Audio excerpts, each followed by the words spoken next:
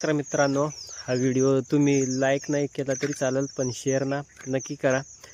तर आता विषय असा आहे का तांबोट्याचा जो भाव आहे तो एकदम म्हणजे 150 ते 200 रुपये कॅरेट चालू झाला आहे. आणि तर तो आता शेतकऱ्याला परवडत नाही.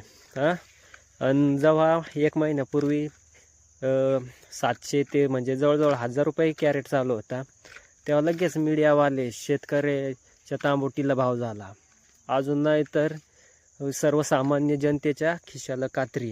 आणि मग आता कुठं गेले ते मीडियावाले? मग आता दाखवा ना, 150-200 रुपये कॅरेट चालू आहे.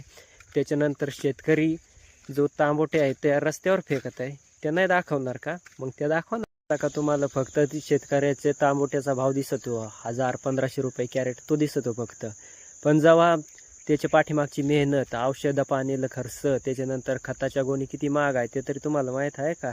ते दाखवा ना मग तुम्ही. ते काय नाही दाखवती, फक्त एवढा बाजार झाला, तेवढा बाजार झाला, मग ते दाखवा ना. त्याच्यानंतर मजुरी किती वाढली ते दाखवा तुम्ही.